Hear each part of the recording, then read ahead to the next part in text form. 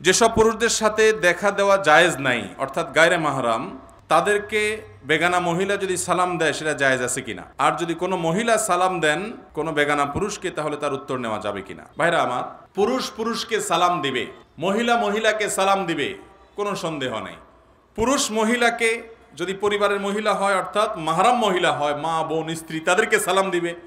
আবার মহিলারাও পুরুষদেরকে সালাম দিবে, মাহরাম পুরুষ হলে মা ছেলেকে সালাম দিবে, স্ত্রী স্বামীকে সালাম দিবে, বোন ভাইকে সালাম দিবে, কোনো সমস্যা নাই। যদি পুরুষ আর মহিলা গায়রে মাহরাম হয়, অপরিচিত হয়, যাদের সাথে পর্দার বিধান প্রযোজ্য, এরকম যদি হয়, তাহলে সেক্ষেত্রে সালাম দিবে কিনা। তো এটার উত্তর হলো, সাধারণ বিধান হলো এক্ষেত্রেও সালাম দিবে যদি ফিতনার ভয় আশঙ্কা না থাকে। আল্লাহ রাব্বুল আলামিন নারীদের কণ্ঠে বিশেষ কোমলতা দিয়েছেন, এবং সেই কোমলতার কারণে অনেক পুরুষ, বিশেষ করে যাদের দিল যত বেশি রুগ্ন হয়, তাদের মনে তত বাজে কল্পনা, যাতে জল্পনা, বাজে চিন্তা আসে, এবং অনেক সময় ফিতনার দিকে চলে যায়, কথাবার্তা হয়, আলাপ সালাপ হয়, এরপরে হতে হতে আস্তে আস্তে দেখা যায় আরও অনেক হারামের দিকে মানুষ চলে যায়। এরকম আশঙ্কা যদি থাকে, তাহলে নারী পুরুষ একে অন্যকে এভাবে সালাম দিবে না। যদি দেয় তাহলে মনে মনে জবাব দিবে, যদি জবাব জোরে দিলে ফিতনার ভয় থাকে। বাকি সাধারণ অবস্থাতে জবাব দিতে পারবে। আল্লাহ কোরআনে বলেছেন, ওয়াকুলনা কাওলাম মারুফা, মেয়েরা তারা কথা বলবে, স্বাভাবিক কথা বলতে পারবে, কোরআনের আয়াত থেকে বোঝা যায়। তো এই স্বাভাবিক কথার মধ্যে সালামও থাকে। এটা সাধারণভাবে যদি বলা হয়, কণ্ঠের মধ্যে বিশেষ কোমলতা সৃষ্টি করা না হয়, বিশেষ কোনো কৃত্রিমতা সৃষ্টি করা না হয়, কণ্ঠের মধ্যে বিশেষ ধরনের আকর্ষণীয় করে ওইটা যদি উপস্থাপন করা না হয়, নরমালি এটা জায়েজ আছে। ফিতনার আশঙ্কা থাকলে এটা করাকে অনেক ইমামগণ, ওলামায়ে কেরাম মাকরুহ বলেছেন। কথা কি বুঝাতে পারছি? অতএব বেগানা পুরুষ বেগানা নারী একে অন্যকে সালাম যদি দেয়, ফিতনার আশঙ্কা নাই, জায়েজ আছে। কিন্তু ফিতনার আশঙ্কা আছে এরকম হলে, অর্থাৎ আপনার মনে বাজে চিন্তা আসতে পারে, একটা ইয়াং মেয়ে, ইয়াং ছেলে, নির্জন জায়গা, বা পরবর্তী তাদের সাথে পরিচয় হতে পারে, কথা সামনে বাড়তে পারে, এবং এই সাউন্ডের কারণে, ভয়েসের কারণে নিজের মধ্যে মনে বাজে জল্পনা কল্পনা আসার আশঙ্কা আছে, তাহলে সালাম না দেওয়াই উত্তম। যদি দেয়া হয়, আপনাকে একটা মেয়ে সালাম দিছে, আপনি জবাব দেওয়াটাকে বিপদের কারণ মনে করছেন, আপনি মনে মনে জবাব দিবেন। অনেকে এই সমস্ত কথা শুনলে মনে করে, এত হিসাব নিকাশ করে দুনিয়াতে চলা যায় নাকি? ভাই, জান্নাত প্রত্যাশী মানুষকে এর চেয়ে বেশি হিসাব করা লাগে। আর যার জান্নাত জাহান্নাম নাই, যার আল্লাহ নাই, যার আল্লাহর প্রতি ঈমান নাই, যে শয়তানের কথা মতো চলে, ও তো নফসের গোলাম, তার খেয়াল খুশি মতো যা খুশি সে করে। আমাদের প্রতিটা পদক্ষেপে চিন্তা করতে, আর এটা একজন নারীর প্রতি সম্মান প্রদর্শন, যে একজন নারী, তার ব্যক্তিত্ব, তার সম্ভ্রম, তার ইজ্জত যাতে কোনো পুরুষ মনে মনে বাজেভাবে তাকে নিয়ে খারাপ চিন্তা করে জেনা করতে না পারে, নিকৃষ্ট চিন্তা তাকে নিয়ে যেন করতে না পারে, ইসলাম তার জন্য সব ব্যবস্থা রেখেছে। এই পর্দার বিধান হলো আমার বোনদের জন্য, মায়েদের জন্য সম্ভ্রম এবং ইজ্জত রক্ষা করবার জন্য, তাদেরকে সম্মান দেওয়ার জন্য। আর পর্দাহীনতা এটা বেশিরভাগ ক্ষেত্রে নারীকে অসম্মানের দিকে নিয়ে যায়। একজন খোলামেলা পোশাকে চলা নারীকে নিয়ে অজস্র মানুষ রাস্তাঘাটে তার দিকে তাকিয়ে তাকিয়ে, অনলাইনে অফলাইনে তাকে দেখে দেখে মনে মনে তার সাথে জেনা করে। এটা অস্বীকার করার কোনো সুযোগ আছে? অস্বীকার যদি করেন তাহলে বুঝতে হবে হয় মিথ্যাবাদী, আর না হলে রোগ আছে, ডাক্তার দেখাইতে হবে। এরপরে প্রশ্ন হলো, এক মেয়ে তার স্বামীকে ডিভোর্স দিয়েছে, আমি সে মেয়েকে বিবাহ করেছি, অনেকে বলছে বিবাহ জায়েজ নাই, আমি তার সঠিক উত্তর জানতে চাই। দেখুন, প্রথম কথা হলো, ডিভোর্সি মেয়ে বিয়ে করা বা স্বামী পরিত্যক্ত মেয়ে বিয়ে করা, এটা তো শুধু জায়েজ না, ওই মেয়েকে উপকার করার উদ্দেশ্যে করলে তো সেটা সওয়াবও হতে পারে। কিন্তু কথা হলো যে ডিভোর্সটা শরীয়ত অনুযায়ী হয়েছে কিনা। কারণ কোনো নারী, তিনি নিজের স্বামীকে তালাক দিতে পারেন না নর্মালি, কিন্তু অর্পিত তালাক যদি দেওয়া থাকে, বাংলাদেশের প্রচলিত কাবিননামার 18 নম্বর কলামে যে লেখা আছে, যদি স্বামী তার স্ত্রীর প্রতি জুলুম করে, ভরণ পোষণ না দেয়, এটা করে সেটা করে, তাহলে সেক্ষেত্রে সে নিজের প্রতি নিজে তালাক গ্রহণ করিতে পারিবে। ওইটা যদি ফিল আপ করা থাকে, ওখানে যদি সই করা থাকে স্বামী স্ত্রীর, বিশেষ করে স্বামীর, তাহলে সেক্ষেত্রে অর্পিত তালাকের পাওয়ার স্বামীর উপরে স্ত্রী নিজের উপর নিজে প্রয়োগ করতে পারে, নিজের উপর নিজে প্রয়োগ করতে পারে। কোনো স্ত্রী যদি বলে স্বামীকে, তোমাকে আমি তালাক দিলাম, কিয়ামত পর্যন্ত বললেও তালাক হবে না। সে যদি বলে আমার নিজের প্রতি নিজে তালাক গ্রহণ করলাম, ওই অর্পিত তালাকের পাওয়ার বলে, যদি পাওয়ার দেওয়া থাকে, আর যে শর্তে পাওয়ার দেওয়া সেই শর্ত যদি পাওয়া যায়, বহু যদির পরে সেটা হতে পারে। এই জন্য ফতোয়া বোর্ডে গিয়ে, মুফতিদের কাছে গিয়ে এই তালাক হয়েছে না হয় নাই আগে পুঙ্খানুপুঙ্খ যাচাই করে, তাহাকি করে ফতোয়া নেবেন, তারপরে এবার চিন্তা করবেন। এরকম যদি তালাক সত্যি হয়ে যায়, তাহলে ডিভোর্সি মেয়েকে ডিভোর্সি মেয়ে তাকে বিবাহ করলে বিশেষ করে তার প্রতি জুলুমের কারণে সে অসহ্য হয়ে যদি সেখান থেকে বিচ্ছেদ হয়ে আসতে হয়েছে এরকম হয়, তাহলে সেক্ষেত্রে তার উপকার করতে গিয়ে সহায়তা দেখাতে গিয়ে আপনি বিয়ে করলে সেটা ভালো, কিন্তু সহায়তা দেখাতে গিয়া কয়দিন পরে যেন তার প্রতি আবার বিতৃষ্ণা হয়ে অন্য পথে গিয়ে তার প্রতি অবিচার যেন না করেন, সেটা খেয়াল রাখেন। অতএব এটা জায়েজ আছে। সাহাবায়ে কেরাম বহু ডিভোর্সি মেয়েকে বিয়ে করেছেন। নবী করিম সাল্লাল্লাহু আলাইহি সাল্লাম তার স্ত্রীদের মধ্যে বেশিরভাগই এরকম ছিলেন যে তাদের পূর্বের স্বামী ছিল, হয় স্বামী মারা গেছেন কিংবা তাদের সাথে বিচ্ছেদ ছাড়াছাড়ি। বিবাহিত পুরুষ ও বিবাহিত নারী জেনার কাজে লিপ্ত হয়, গ্রামের বিচারে টাকা জরিমানা করা হয়, সেই টাকায় সসপ্যান কেনা হয়, সেগুলো ধর্মীয় অনুষ্ঠানে রান্নার কাজে ব্যবহার করা হয়। সেই সসপ্যান বা পাতিলের রান্না করা খাবার খেয়ে ইমামতি করলে সেই ইমামের পিছনে ইক্তেদা করা যাবে কিনা।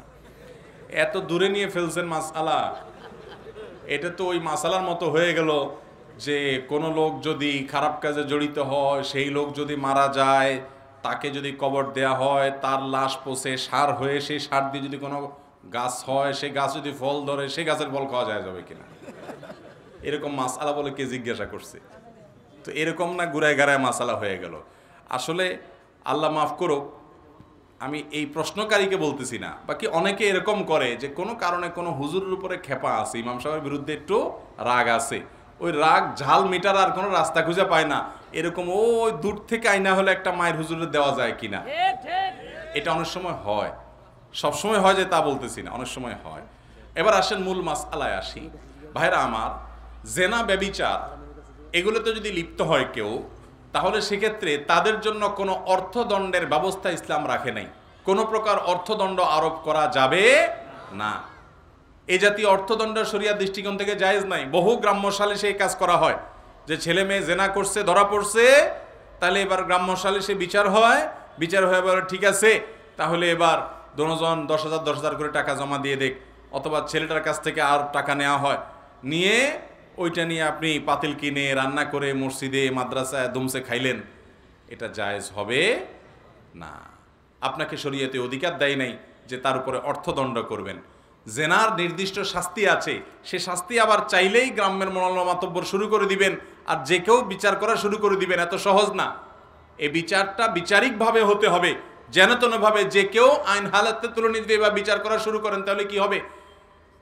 অনেক অবিচার হবে। বিচারের নাম বহু অবিচার হয় কি হয় না? একটা ভালো মানুষকে জেনার দোষে দোষী বানায় দিলেন, আর অনেক সময় একজন দোষী মানুষকেও নির্দোষ বানায় দিলেন, কারণ সবার হাতে হাতে যদি বিচারের ছড়ি দেওয়া হয়, তখন দেখা যাবে সেটার অপব্যবহার হবে। নবী করিম সাল্লাল্লাহু আলাইহি সাল্লাম একই সঙ্গে তিনি মদিনার শাসক ছিলেন, একই সঙ্গে তিনি প্রধান বিচারপতি ছিলেন। তিনি যখন কোনো বিচারিক আদেশ দিতেন, তখন বিচারের জায়গা থেকে, বিচারকের জায়গা থেকে তিনি দিতেন। অতএব আইন যদি সবাই হাতে তুলে নেয়, তাহলে আপনাকে আমি খুন করব, আপনি আমারে খুন করবেন কেন? আমার দৃষ্টিতে আপনারে খুন করা জায়েজ, আপনার দৃষ্টিতে আমারে খুন করা জায়েজ, দুনিয়াতে মানুষই তো টিকবো না আর। তাইলে এই জন্য সবাই বিচার যার যার মতো হাতে তুলে নিতে পারেন না।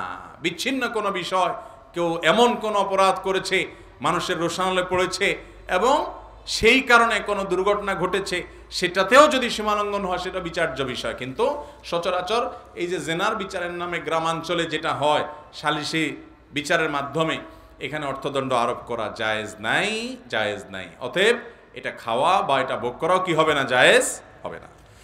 ইমার্জেন্সি ব্যালেন্স গ্রহণের পর টাকা রিচার্জ করার পরে ওই কর্জের টাকা সহ আরও 2-1 টাকা বেশি কেটে নেওয়া হয়, এটা জায়েজ আছে কিনা? ভাইরা আমার, ইমার্জেন্সি ব্যালেন্স বিভিন্ন মোবাইল কোম্পানি থেকে নেওয়া যায়।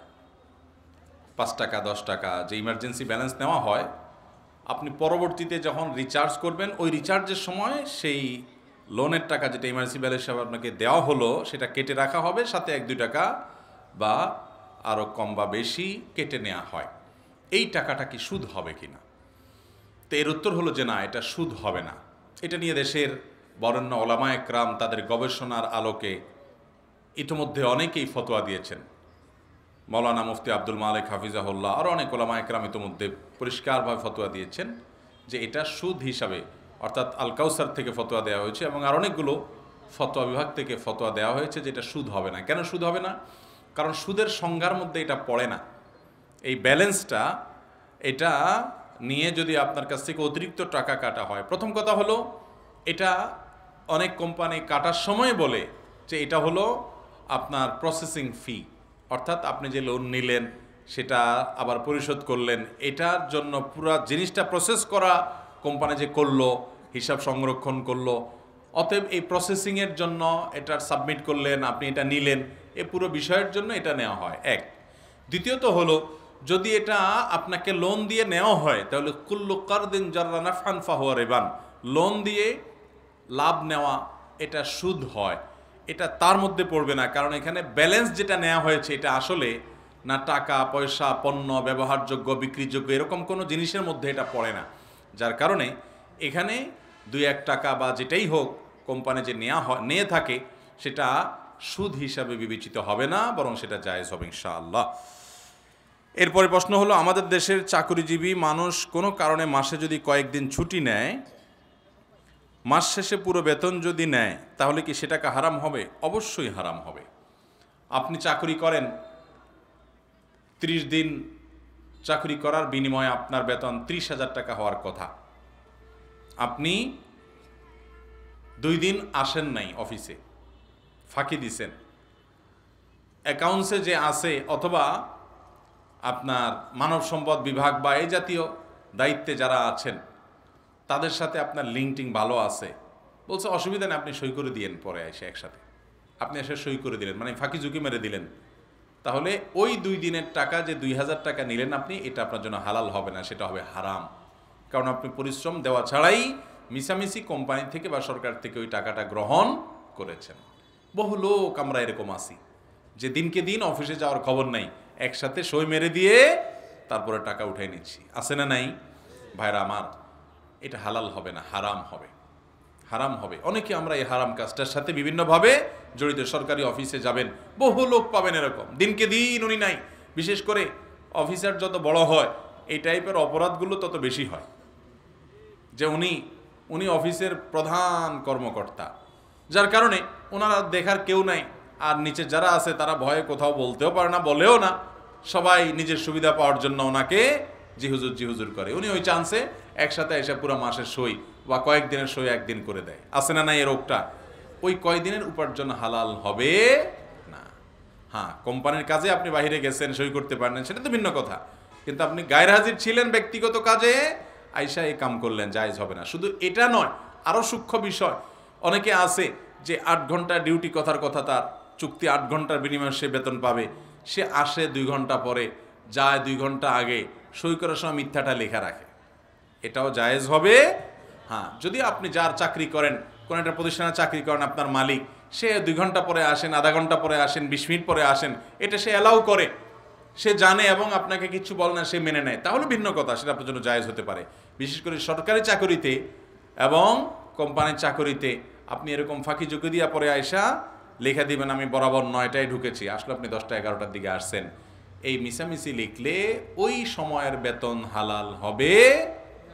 ভাই, ইবাদতের স্বাদ পাবেন না যদি বেতন হারাম হয়, দোয়া কবুল হবে না যদি বেতন হারাম হয়। ওই মক্কায় গিয়ে দোয়া করলেও হাদিসে আছে দোয়া কবুল হবে না, আন্না ইউস্তাজাবু লিযালিক, দোয়া কবুল হবে না যদি হারাম উপার্জন। হারাম উপার্জন এমন ডেঞ্জারাস জিনিস, আপনি আমল কম করেন, উপার্জনটা যেন হালাল থাকে সেই চেষ্টা করবেন ইনশাআল্লাহ। বহু তরুণ ভাইরা আছেন আমার, অনেক শিক্ষার্থী আছেন, পণ করেন, প্রতিজ্ঞা করেন যুবক ভাইরা যে ইনশাআল্লাহ আল্লাহ আমাকে কখনো কোনো একটা পর্যায়ে চাকরি বাকরি করার, হালাল উপার্জন করার মাধ্যম যখন দিবেন, আমার প্রতিটি পয়সা টাকা টন করে বাঁচবে, হারাম 1 টাকাও গ্রহণ করব না চেষ্টা করবেন তো ইনশাআল্লাহ। আল্লাহ তাআলা আমাদেরকে তৌফিক দান করুন। হয়েছে, কোনো হিন্দু ব্যক্তি যদি আসসালামু আলাইকুম বলে তবে তার জবাব কি দেওয়া উচিত? ভাইরা, ইসলাম আমাদেরকে অন্য ধর্মের মানুষদের সাথেও সৌজন্যতার শিক্ষা দেয়। আমরা একটা সমাজে যখন বসবাস করব, বিভিন্ন ধর্মের মানুষ, অন্যান্য ধর্মের মানুষের সাথে আমাদের সৌজন্য, সম্প্রীতি, সৌহার্দ্য থাকবে। আল্লাহ তাআলা কোরআনে বলেছেন, লা ইয়ানহাকুমুল্লাহু আনিল্লাযীনা লাম ইউকাতিলুকুম ফিদ-দীন ওয়া লাম ইখরিজুকুম মিন দিয়ারিকুম আন তাবাররুহুম ওয়া তুকসিতু ইলাইহিম ইন্নাল্লাহা ইউহিব্বুল মুকসিতিন। যে সমস্ত ভিন্ন ধর্মের মানুষেরা, অন্যান্য ধর্মের মানুষেরা যারা মুসলমান না, তারা যদি তোমাদের উপরে যুদ্ধ চাপিয়ে না দেয়, তোমাদের দেশ থেকে বের করে না দেয়, সহাবস্থান করে, তাহলে সেক্ষেত্রে তাদের প্রতি ন্যায়নিষ্ঠ আচরণ করতে আল্লাহ নিষেধ তো করেনই না, বরং ন্যায়নিষ্ঠ আচরণকারীকে আল্লাহ ভালোবাসেন। তাহলে তাদের সাথে ন্যায়নিষ্ঠ আচরণ করতে হবে। এখন সে আপনার সাথে কথা বলেছে, আপনি পাল্টা জবাব দিবেন। সে আপনার সাথে সুন্দর আচরণ করছে, আপনি অবশ্যই সুন্দর আচরণ করবেন। সে আপনাকে একটা কথা বলে অভিবাদন জানিয়েছে, আপনিও জবাব দিবেন। কিন্তু আসসালামু আলাইকুম ওয়া রাহমাতুল্লাহি ওয়া বারাকাতু, প্রথম কথা হলো যে সালাম এটা আল্লাহ তাআলার গুণবাচক নাম। যে আল্লাহর প্রতি বিশ্বাস করে না, গুণবাচক নামে বিশ্বাস করা তো অনেক পরের কথা, ঠিক না ঠিক? অতএব তিনি যদি আপনাকে আসসালামু আলাইকুম ওয়া রাহমাতুল্লাহ বলেন, আপনি সৌজন্যতার খাতিরে অবশ্যই জবাব বলবেন ওয়া আলাইকুম। কি বলবেন? ওয়া আলাইকুম।